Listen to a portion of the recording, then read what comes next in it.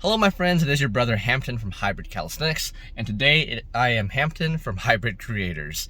I apologize that it's been a while since my previous video, but I have a couple minutes here and I really want to do a video for you because I do read your comments, I do read your questions, and I think a lot of people struggle with the confidence to post on social media, getting in the right mindset to post on social media.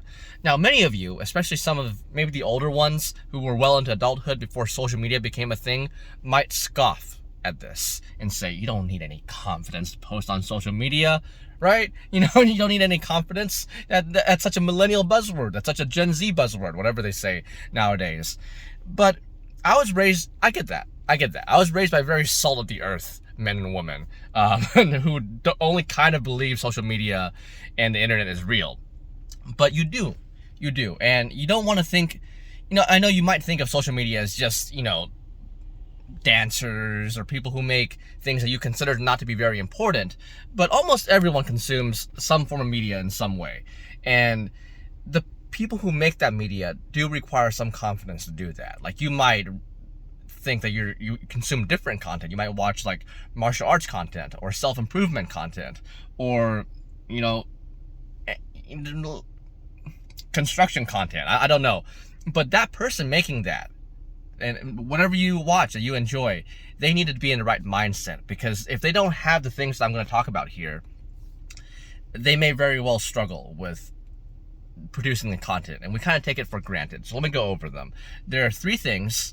The first is probably the most important. The others, there are a lot of things I could talk about, but I feel like there are also two very important things. So three things. First is not to fake things. One of the worst pieces of advice that's in common culture is fake it till you make it. Now, I understand what they mean by that, and I understand how it can work for some people, but I am strongly opposed to that because of many reasons. That could be its own video. But I really do believe in honesty and being genuine, and I think almost all audiences do as well. And whenever you feel the anxiety of like, oh no, what if I post this song? I'm an okay singer, but what if I post a song and people don't like it, and people say, oh, you were off key here, or you were, this part wasn't perfect, or you had a little bit too much strain here. Always think back to, did you ever claim that? Did you ever claim that you're never off key? Did you ever claim that you're never straight? Did you claim that you're a perfect singer, that you're the best singer in the world? No. So, a lot of these things, that should relieve a lot of anxiety for you, that you never claim these things. So when people say that, you can say, hey, I agree, I mess up. I really enjoy doing this, actively working on being better. So to use myself as an example, something that I didn't really struggle with the confidence to post on social media. So there are some things that I took for granted that I later tried to dissect and break down to help other people. But something that would bother me more than, say, someone calling me a girl on social media or someone saying I'm ugly. I don't really have any insecurities regarding that. Like, that stuff always bounced off me. Comments towards my appearance, the thing that a lot of people are afraid of, that never worked on me. Something that did have more of an effect on me, but has much less now, is comments from, in quotes, credible people. So, like anybody who works in the fitness industry say, hey, I think this can hurt someone, or like, you're promoting misinformation and it's going to hurt someone. And if the information word flags this video, we're talking fitness stuff. So this isn't, there's not anything political. And by the way, just every fitness creator gets accused of that at some point, just about. And one of the things that I had to learn to accept was like, I don't know everything about fitness. I don't know everything about health. And I should be able to say for almost all of my content, this may not work for you. Well, that seems very obvious when we talk about it, right? That seems very obvious. Like, yeah, why do you have to admit to yourself that you're not the smartest person? Why do you have to admit to yourself that you don't know everything? Well, this is what I mean. Are we trying to fake that we know everything? Are we trying to fake that we're better than we actually are? Because if we're not, and we shouldn't be, in my opinion, then we can be very upfront and genuine and open and honest with our audiences, which is, I'll contend, what they always want. Because this is a human thing. This isn't a social media thing. People are going to trust people who are honest with them more because, man, it probably goes back to our survival. I mean, people who are honest with you will probably not stab you in the back as much. So absolutely be open and honest. And whenever you have an anxiety, whenever you have a fear, like right now you're thinking of like, what are you going to post? And you have that fear, try to ask yourself, did you ever claim that? And if not, and if you have, then consider not claiming it and being like, well, okay, maybe I'm not as good as I thought, but that's okay because most people are working on themselves. Everyone should work on themselves. So anytime you have anxiety and fear, just try to be honest. Honesty, the reason why it's very powerful is not, it is for others, but it can also be for ourselves because it empowers us to have more confidence. Honesty can lead to more confidence. So moving on to the next point. And again, all these points I can make separate videos about, but the second point is to listen to others who inspire you. I have the 3 points written down here. I don't script these, obviously. I just have the points so I don't forget anything. It's very easy to get bogged down in the idea that we want to be self-critics, we want to be our own harshest critic, and we really want to push ourselves to be better. And you can do all of that. You can do all of that and still feel good about yourself. And in fact, in everything that I have relatively excelled in, so not something that I'm, this is something where you are well above average. Everything that I've done where I've ended up that way, there was a phase where I felt pretty good about it. Not as in, I'm so awesome, everyone is beneath me. I like social media, it's like, oh, I'm so beautiful. I'm so beautiful.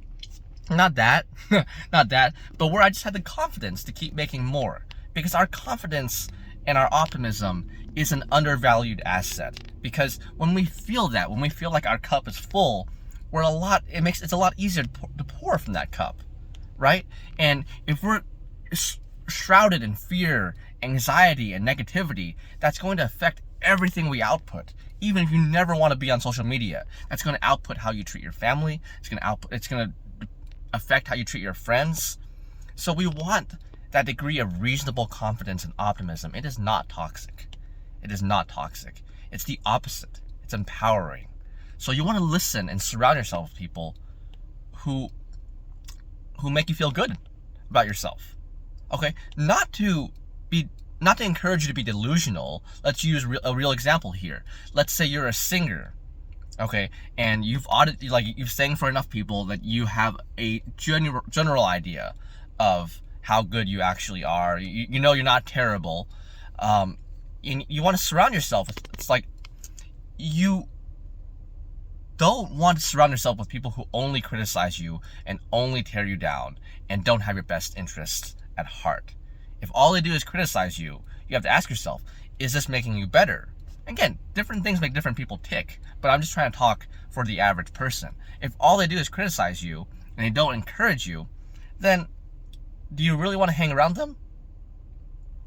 Instead, if you can find a trusted group of people who make you feel like, this is great, I really want to make more. That's how you know the feeling. Is when you feel like, I really want to make more here. I want to do more because I listen to this person. They're motivational. And they're inspiring in some ways. They may not even be inspiring to other people, but they're inspiring to you. People who lift you up and people who want to encourage you to do more. Not, once again, people who delude you. If you're not a good singer and everyone is telling you that you're a horrible singer, and you listen to yourself and you know objectively, okay, I'm off key. I can't sing on pitch very well. For now, you can get better at all this stuff. Then you don't want to delude yourself into thinking you're much better than you are. But once you have that reasonable base to where you're not deluding yourself, putting yourself in that zone to where you want to create can only help you. Because let me tell you, and all these points mesh pretty well into the next one and also each other. Because when you start out, many of you are starting out, your stuff is not going to be that great compared to how it's going to be a year later. compared to how it's going to be 2, 3, 5, 10, 20 years later, right? I mean, it'd be weird if it was, because you want to improve. My content is nowhere near how it was like when I first started. When I first started, it was very short videos. I did like 2 or 3 a day, and it was kind of like this, to where I just talked because that was easy for me. But you're going to improve. Allow yourself to improve, and that goes into the first point, to where, did you ever say that you're already perfect? No, you're improving at this. If you make a mistake, own up to it. But other than that, put yourself in a zone to create. It can be people around you, but lacking that, I know a lot of us are lacking that, then consume positive content. Maybe this, it doesn't have to be me. I don't make any money from hybrid creators for this. I don't make money from a lot of stuff. So like, this isn't me trying to self-promote myself. Hang on, I'm getting a call. I have to decline it. It can be anything you want. Just any content, any motivational speaker. It can be completely unrelated that makes you want to do more. It makes you feel good about yourself. It makes you inspired to create. Be like, I get these ideas. You get these ideas and you want to go. Sorry if I'm going on a little too long. The third one is probably the simplest one, but a way you can do that is not to overthink your content. You don't have to overthink your content. And a good way to do that is to do short content. When you're optimizing for 15 seconds, it's a lot different than when you're optimizing for 20 minutes, right? And this is, once again, why organic reach on these platforms is very fortunate for us. TikTok, Instagram Reels, YouTube Shorts, Facebook Reels, anywhere else, that Snapchat, Spotlight, or anything where you can create short videos and post that. Guess what? Right now in 2022, that's doing extraordinarily well. And a lot of the stuff that's really going viral, way more than mine, is stuff that required very little effort on the person who produced it. Because effort is not a direct corollary. Effort is not a direct corollary to quality. Your audience and the market, they judge the quality. A once in a lifetime shot of like a chicken flying over a bridge, might have taken you 10 seconds to get it. For me, I want to see that right now. I just made it up. I want to see it, right? It's high quality for other people, relatively low effort on your part. So whenever because this is an important thing. This is the last one, but it's an important thing. Whenever you're overthinking your content, you're like, oh no, this has to be perfect. It has to be perfect. Take a step back and be like, are you putting too much effort into this for someone who's just starting out? Because you don't have to be perfect right off the bat. That goes into point 1 and that goes into point 2. You don't have to be perfect right off the bat. I don't mean to discourage you. Nobody's watching it in the beginning anyway. Or like 2 people that you roped into watching are watching it. Hopefully they're cheering for you too, because that also helps. Once again, in the beginning, that's the best time to make mistakes. You don't want to suddenly get 5 million followers and then have to learn, because then a lot of people are watching your mistakes.